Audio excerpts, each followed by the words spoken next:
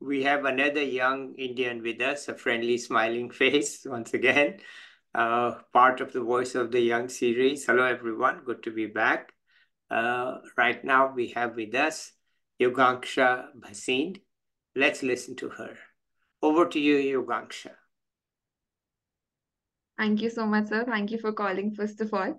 As you know, my name is Yuganksha Bhasin, and another one of Delhi University Hansraj College economics student. And I'm actually here to empower, as sir usually says, to empower people, just to recollect my journey, so that anyone who listens can actually gain something out of it, can make better decisions out of it. Mhm. So, economics students started with the economics in Hansraj. I topped my college, was at the top of the university, and thought economic theories are all that is there in the world, can help change it. By the time I reached third year, I realized there's much more and than economic theories in the world. The reality hit, and I started doing the internships alongside my academics. And I went through investment banking, tried my hands at banking, used to work 14 long hours, and used to enjoy it thoroughly, really. And then went into Ernst Young, tried my hands at research. Then very ironically, being at the top of my class, I never interned as a research student in any college. I Okay. used to publish papers on economics and AI, but never got a chance to intern. But then a college senior of mine from Invest India, Ministry of Commerce and Development, asked me that this is an opportunity in Startup India. The Invest India is starting a new department, Startup India, and it's, as you know, the India is being a hub. It's being called the new Silicon Valley for startups, new unicorns coming up. So the boost for the government was this department, and they wanted interns. So I joined that department, and I think I would like to elaborate in one, two lines what is Startup India actually doing, so that people know. So it's But providing. do it mean more than one or two. It's quite Okay. interesting. So let's hear from you quite a bit about this. Okay, so I was under a very great program. So it is a 900 crore fund by the Prime Minister of ours, Narendra Modi. What this fund is donated for is basically incubation. We have incubators where startups are incubators. So in simple words, if I tell you, startups don't have the resources to go forward. Okay, so they can come to an incubator, provide them with small share of their startup, and they get the resources like investors, mentors, space to work. Okay, so there are a lot of incubators in the country, and there are a lot of startups coming up as well. So government is acting as a bridge between them. They are saying this is a fund that we'll give to the incubators, which further can decide on their in their self-independent self which startup deserves the funding. Okay, and it is a very good program because as startups go to the incubators, they have to give a certain share to them. Within this program, they don't have to dilute their share. They can get it as a grant. Okay, Yeah, yeah. right. So there is also a segment which also refers to them. The grant segment is there, and the debt segment is also there. But the Mhm. equity dilution segment is never there. So Good. the equity remains with the startups itself. Yeah, Right. yeah. So, It's good. and you will be glad to know that it is winded up within 3 years, the 900 crore funds. So these funds, still the reimbursements are still going on, but we have been able to reach more than 300 incubation centers, and the funds are being diluted. So India is booming at the moment with this. So my journey here was very nice. I was in touch with I onboarded a lot of incubators. I actually made planning guides, used to help them with the applications of them. And the team was really great to work with, learned a lot. And the Invest India segment in itself is very enigmatic. So you have a lot of departments over there, all working for the success of the country. So this is one department of it. Moving further, I was very much inspired by the founders that were coming to the incubators. The incubation center CEO was they had experience of 30 plus years, and still they wanted the startups to boom in the country. So I also had an idea in mind. I and but never panned out. So in the third year of my college, I got a placement at ZS Associates, a management consulting firm. Mhm. But I thought to drop it and chase my own dreams. So I started this advertisement organization, Chainge. So it is a social impact organization. Okay, so I'll tell you in one, two lines what it used to do basically. Yeah. So, right. So Change, a marketing platform, had a reason to be there.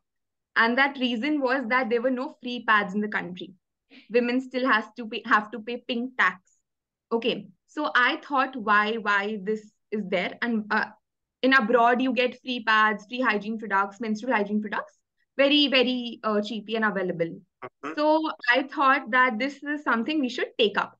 Mhm. Right. But as a student, I didn't have the funds to provide free pads to everyone. Right. Yeah. So Right. the simple concept behind was that there is a vending machine, Yeah. okay, which throws out pads for you after you scan a QR on that. There's a QR code on that. You Sure. scan that QR, and the pad is thrown out after 10 seconds. In that 10 seconds, when you scan the QR, you are shown a video. That is a Yeah. marketing video. Okay, a Right. real a promotion of some company. We Yeah. used to get revenue out of that.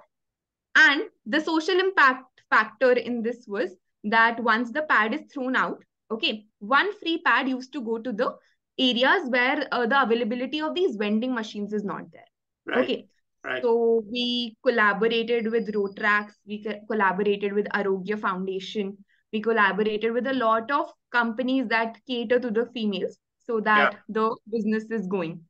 Yeah. But unfortunately, had to stop this because the team was in disagreement of a lot of things, and so we had to stop this. And but it created a huge impact. We actually were able to distribute 10,000 plus pads in the underprivileged communities, and in the RK Puram Basti, they are still ongoing. The DAV Foundation has taken this up, and there's still a machine running in the RK Puram, and the proceeds go to the RK Puram Basti. Mhm. So I wish to pick this up someday as well if the timing aligns. And yes, so this is how I had to drop it. So tell us more about it. Who thought of it? How? What was the main disagreements? You don't have to Okay. name people, but just tell us what are the issues. I mean, it's a very, it's clearly something that we need in some form. So I want to hear what were the issues. Okay. So I think the idea, as you said, started behind when I was in college. I had my exam, I was writing my exam, and I got my periods. And as everyone was busy with their exam, I got out early. I had no friends I didn't have friends to call and tell, okay, I can get the pad. There were a dispensary outside, but I thought, okay, I'll check in the washroom. Okay, there was a dispensing pad, but there were no pads in Yeah. the dispensing machine. Okay, Right. so I thought this is a government has allotted some section to it, but it is not in effect. The Yeah. impact is very low. Yeah. And this is about a government college. For people in the underprivileged areas, they don't even have access to that. They don't, even though they have access, they don't think of it as a item that they need in their daily lives. Right. Right. So I was talking to my friend after this that, this is a very basic thing. And I think we shouldn't be worried about this because this is a very biological process and this is happening to every woman. Yeah. So she said, what do you want to do? I said, like, yeah, we can donate some pads, we can do that. Everyone's doing that. Matlab, there are a lot of Right. I know. Yeah. organizations, Yeah. right, doing that. But I want to do something that is sustainable, that could actually bring a change. Yeah. So we started thinking on that, and and she was a marketing person. She was a graphic designer and a marketing person. Okay. So she said ki I was thinking about this, that let's start a marketing agency. If you think you have any idea, some proceeds of the marketing can go to this. Then also I said that it will only help us to a very small extent. I think we should go beyond. And there's this company, Free Water. that provides free water in a bottled water, and they get their revenue from advertisements, their packaging. Okay. Okay. So I thought, why not do it with pads? That sanitary napkin should also be something that should be available freely. And we started that. We had an office. We started in college. Then 5 months later, there were disagreements because we had investors on board, and we agreed to start. So I think this should be a lesson to everyone who's listening. Yeah. Okay. So we were two college students very eager to get the money to start. Okay. So we got onboarded with people who were extracting more shares than we had in the company. Right. And as students, you don't think much because there's pressure to earn as well as do something that you love. Yeah. Right. So I would say take some risk, take some savings out, ask your family, friends for that pocket money and not rely on strangers for that share, and that space. Right. So the investors got in and they got a lot of shares out of us. And after 5 months, we realized that this could be something good, but we're not getting our bargain, Right. right? The share we bargained for. So we dissolved it, and then I had a backup option, as you can say. It was not a backup for me as such, but the timings aligned. The joining of this company was aligning with the time that I wrapped up Change. So I joined ZS as a data analytics associate, and Yeah. it's a cluster of data analysis Yeah. and everything. A management consulting firm, Yeah. working long hours, not having the time for it. But it's interesting because I think that phase was also necessary. I dropped that because I was very ambitious, more than I could work. I was a graduate, very fresh out of college. So I think ZS has taught me a lot. I've taken a lot more responsibility of the work, tried to lower down the ambition and get realistic into this. Mm-hmm. So it has been interesting. It has not been much time though, I would say, just 5 6 months into this management consulting thing. Mm-hmm. But yes, I would definitely say that change is something that I would pick up someday, if not today.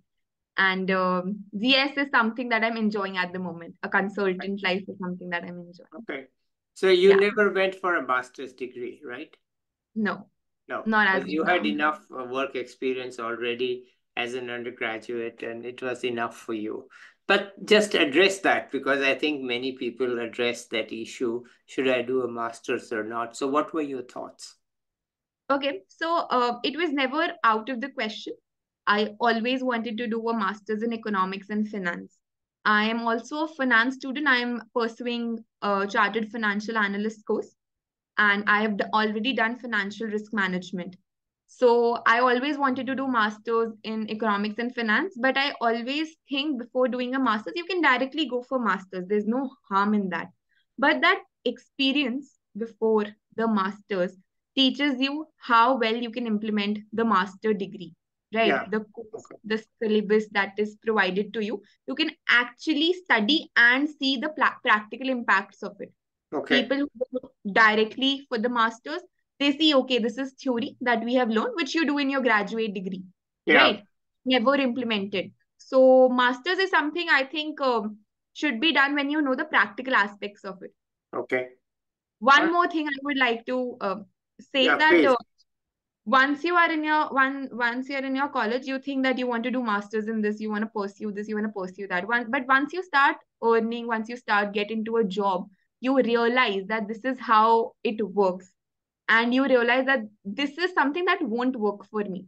Mm-hmm. After you're done with your masters, there's very less scope for you to do something else and change into a different stream. So I would say utilize the college years and before the masters time to realize what not to do. Okay. What to do, so you cannot figure out even in 60 70 years. But I think what not to do should be figured out before your master. Okay. These days, I'm specifically asking whether you have any tips to people in what we call as junior college, 11th and 12th, because that's a time of key decision making. And maybe you can reflect back on your time there and tell us what the college young people today at that should be, how they should figure their lives out, if you can. Okay. Yeah, definitely, definitely. Okay, let's So do it. I was a very nerdy kid. I won't lie here. I used to study 8 to 9 hours every day. And I used to think 11, 12th is the end of the life. You have to make a decision right now, right away. So my thinking is that I was very bad at time management. I never managed my time with my friends, with my family, my social life and studies. I think before making that key decision, okay, you should first of all talk to people. I was very clear that I'm getting into this, I'm getting into DU. But I think if I would have talked to some more people, I would have realized there are better things, better exams, better colleges also. Right. So I think don't just stick your mind to one thing. If you have like talk to people, network with people. That is like to seniors, anyone in your school, your mentors, your teachers, your parents, in fact, to get to know that there are better things, what would align with you. Don't just stick, okay, this is one person that I admire. He or she has done that. I'll also go for the same. So this is one thing that I think there should be a change in mindsets, Yeah, especially when today's generation, when people are not basing everything on degree rather than on skills. yeah, So you should definitely go for yeah. that, and definitely manage your time well. Don't just sit in one room and just study. Just go out also. That is your key decision, definitely. But your key moments in life are also made in these years. Okay, all right. Since you said you are nerdy, and I didn't say it, you said it. Yeah, Let's also hear from you what you do for fun. I read. You read. I read a lot, and not just non-fiction. I read fiction a lot.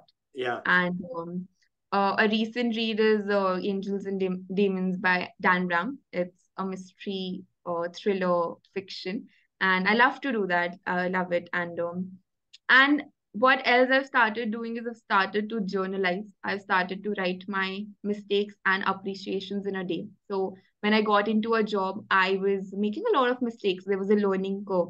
So I used to be being at the top of the class. You just feel that there are no critics for you. yeah, When you yeah, get the critics, you feel very down.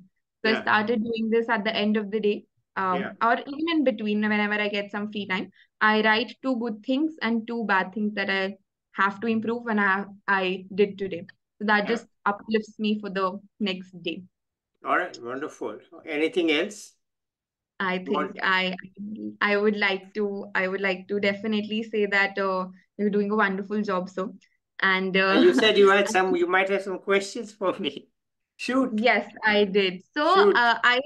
I have gone through the journey, like LinkedIn journey. Nobody knows you personally. Nobody of us, No. whoever has been. So I would like to know, with this journey at this age, you're starting this to empower the students because of the influence that you have. What is that one thing that you wanted to learn at 20 that you think would have changed your life? At 20, I had Yeah. no desire to learn anything. Those days, life was very different. Okay. Life Okay. was very different. You can't think of those days as today. Okay. Mm-hmm. We were, there was not much, so much competition. And there Yeah. was not so much scope for getting knowledge. Okay. There was no place to get knowledge. Where could you get it? You go through your college and you talk to some people. There weren't that many people who would talk to you. There weren't that many things you could do. Okay. It was a very limited and restricted life. So Okay. there wasn't anything that at 20 I wanted to learn. I thought I knew it all anyway. So, it was different life. Okay, don't think about it in today's terms. We just Yeah. cannot. There was no place to learn anything because you could go to the library and read books, right? Fiction Yeah. and non-fiction. But apart from that, there was no other place to learn. Okay. So, there's nothing that anyone could do, and it wasn't common to learn, right?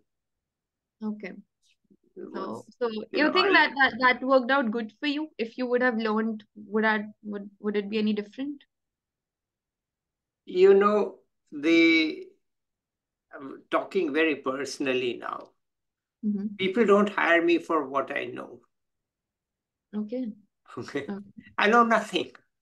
The point is that you can pick up anything. So what is very important is that you pick up things quickly. Okay. And you think fresh all the time. So that's what has served me. Okay. I mean, I've changed the type of work I do, still remain an economist. But at this age, I started this channel. Now, how can that happen? If I had learned something, I did not have any digital knowledge. I had no Mhm. idea how to do YouTube, right? Because where did we learn these things? No, we didn't even have, at your age, we didn't even have pens that didn't leak. This was the greatest thing, to find a pen that doesn't leak all over your writing. So it was very different time. And it's hard to, so what you need to do at that time, what we did was we learned how to learn on our own.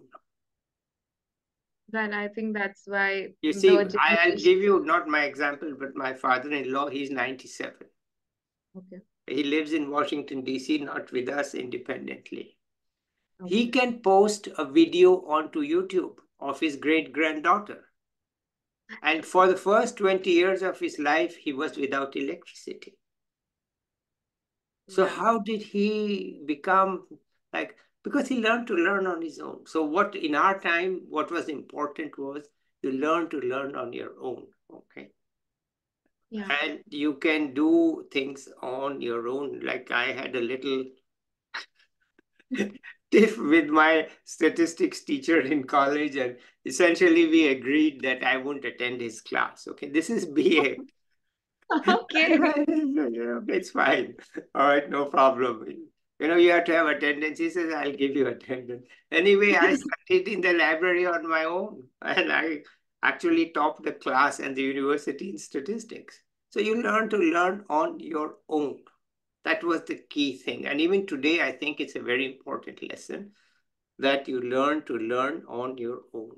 Okay, so, and you learn to create. So, you know, at this age, to think rationally that 70, more than 70-year-old person can start a channel for young people in a country where he hasn't lived for 50 years, the probability is zero. And Yeah, yet it's definitely. happening, right?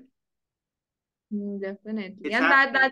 that's what I told my mom about it. I told her that this is a person that I'm going to, sit and have a conversation with. And she was very impressed, honestly. She said, at this age, I think you must ask this question. I think this is Well, her question, actually. the thing about it is partly, you know, it matters which family you are born into. I mean, my parents were not well off in the sense of rich people, middle class people. Sometimes they were short of money too.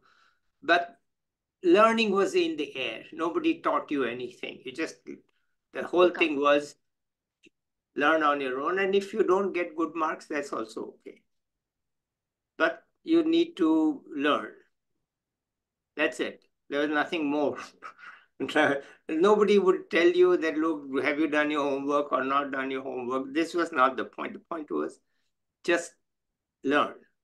So it matters. You grow up in the environment you grow up, then the college you are able to get into. And there was no teaching in those days in our BA college. Okay? It's like play bridge all night because there's nothing there. Really? The courses were easy, you know, so there was no learning as such. Yeah. But what we learned was how to learn on our own, how to think it through, how to do this, how to do that. So I think that today also it's very important because for you, the world is changing so rapidly that you think you know. 5 years from now, your juniors will know 100 more things than you know because you don't have time to catch up. So how will you learn those, right? You will Definitely. learn those because you learn how to do it on your own. So as I said, you know, no one hired. I've been a consultant all my life, basically, and no one hires me for what I know. Okay, people, as you know, my first, for example, my first assignment for the World Bank. was to analyze small offshore gas fields in Indonesia. And I told the team leader that I know nothing about Indonesia and I know nothing about gas. So kindly don't ask me anything about it. He said, it's okay. You've been recommended by somebody whom I trust. Okay. So, and of course, it took a bit of time. And then there was one, it was a multi-country team. There was one senior guy there. He was from India, retired, from ONGC. So one day he asked me that, Subodh, do you even know what we are doing here? I said, no, sir. I know nothing about what you are doing. What is going on here? Because the team was not. So he said, listen, he used to live in another town in New. He said, you come to my home, stay there for 2 days. Okay. My wife will look after you. You sit with me for 2 days and we will write the report. Okay. Because you can analyze it and you can do it. Once I explain to you what the facts are and what they mean, then I've actually be finished in 1.5 days. So it's Okay. not that I know anything about natural gas or about Indonesia. Mr. Venugopal said, do you know anything? I said, no, sir. I have no idea. It's But just I good. think, yeah, you It's just picked that good. up from him. Yeah. It's a You good were, that you are honest, but yeah. and even those days life was different. One of the guys who actually recommended me, I'd met him only for 1 hour. Okay. Okay. I had no contact with him, nothing. I had one day lunch with him. I asked him recently, his name is Andres Liebentrod. I said, Andres, how the hell could you recommend me? He says, I was right, wasn't I? Yeah. So, the thing is that for me, life was because of the background and the family Yeah. and natural talent, nothing to do with me. There's all, as I said, look, my mother was born in 1920. Okay. Okay. She was fluent in English. Oh, She okay. could teach us sixth grade geometry and algebra. So I said, And those listen, days, with a mother like that, what have I done? it's all in the genes. So it's all her. Because you know how many women born in India in 1920 were even literate? Less than 1%. Less than 1% were literate. And she could, when I was a student, she used to write letters to me in English. She was fluent. Yeah. Even though we were living in small towns in Rajasthan. So your family background is such that, you grow up and in it. And the clearest example is my youngest brother. He used to goof all the time in high school. So, because he thought, what the heck, nobody cared, what is. But then he topped Delhi University Okay. because he Yeah. thought, okay, enough of goofing. So how could he, right? So So that it's a basically, very, yeah, the very point was, yeah, he the picked point it is, up. he grew up in a family where the learning was the norm, but not taught or required or sat down to do your homework. When is your exam? What is all this? Ignore it. So very lucky to have that, and people trust me that look, I can deliver. So I can work for it. And even today, I'm also setting up an NGO in India to develop small towns. It's called Lift Up India 2047. And I'm not a practical guy, but we are setting it up and it's ongoing. And we will develop 60 small towns in 5 years, small meaning 1 lakh population. Right now, we're just starting, but I'm not going to go there. I'm not a practical guy.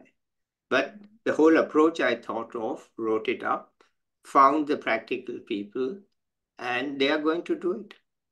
So the point is to learn to think. If you are of that type, Yeah.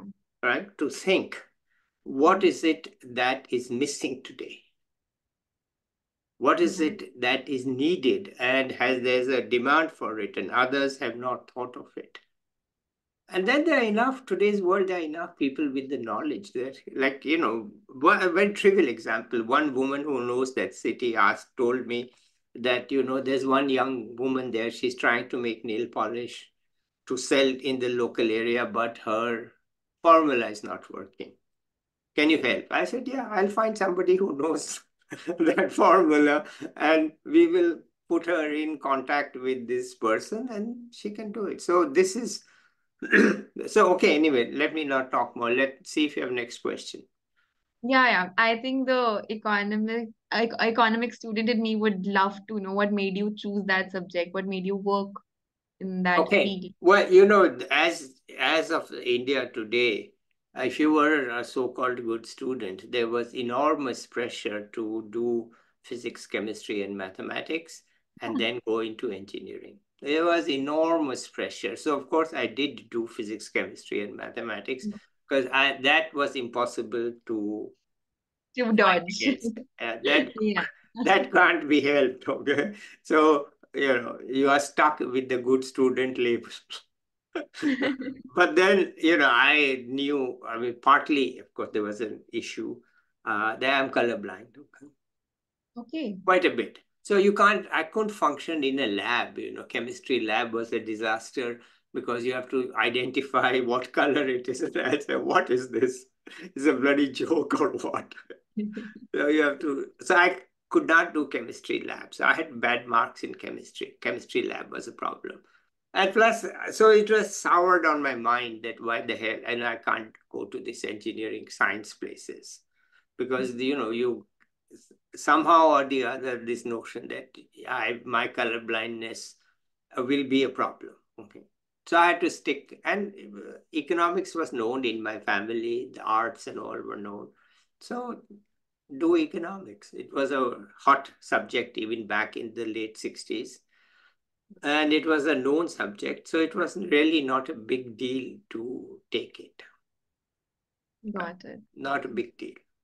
So basically, you knew what not to do and you chose to follow Yeah, that. that was the next option, which Yeah. is, of course, you can't get into, the only choice was then to get into medicine or engineering. And medicine, of course, you need to know it when you are young, and you know it, most of us aren't ready for it. So we weren't in it. And then what else is left? In the humanities, history, my father had studied history, so that would have been fine. Political science, that would have been fine. And economics was sort of running high. Yeah. So, It so still is. you are a smart student, so do it.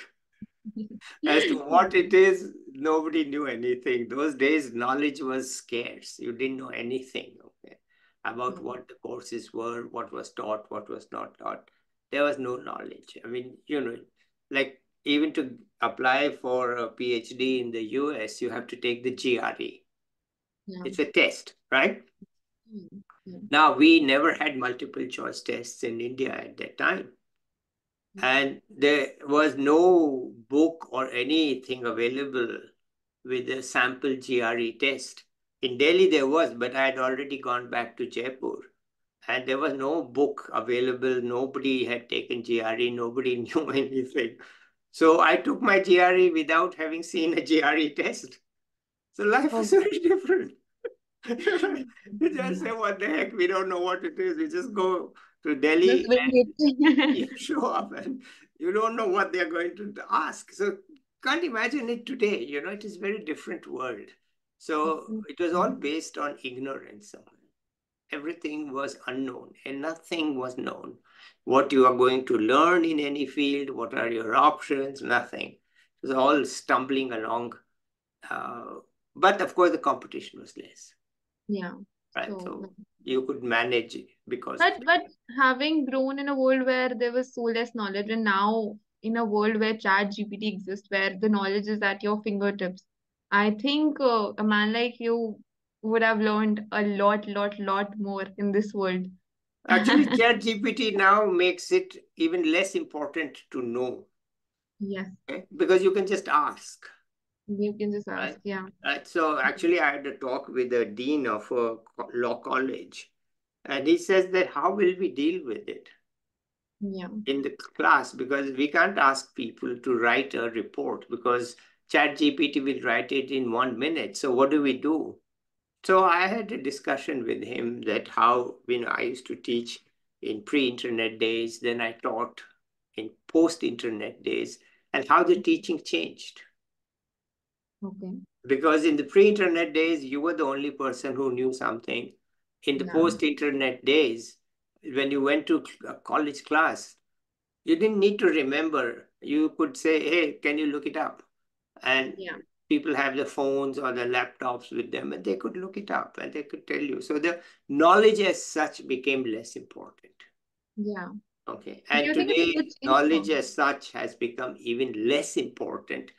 But you need to know what you want to know and to draw fresh conclusions from it, how to package it, how to put it together. So I use, AI. I'm a user of AI.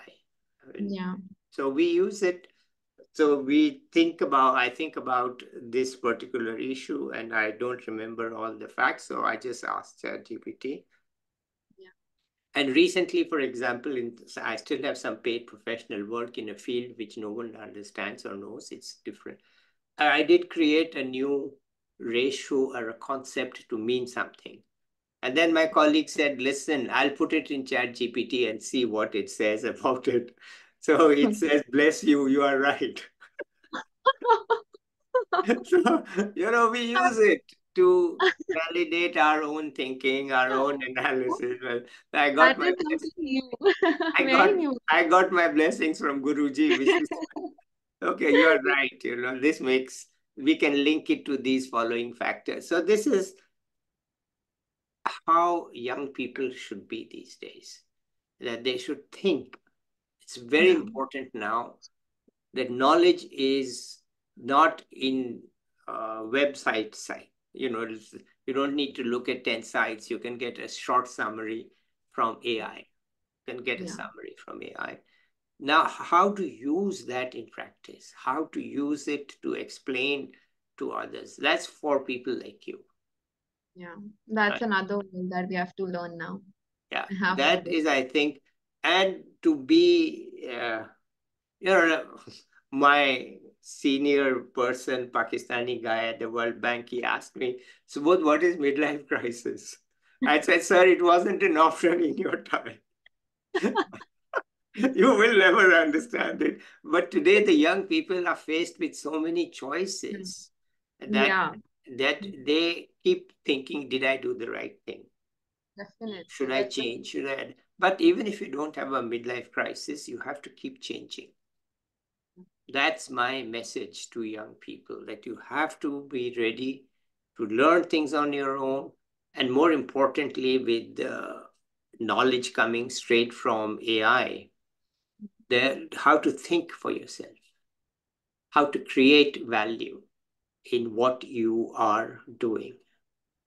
And if you can do that, then there is No big, stopping. big things for you to do. Okay.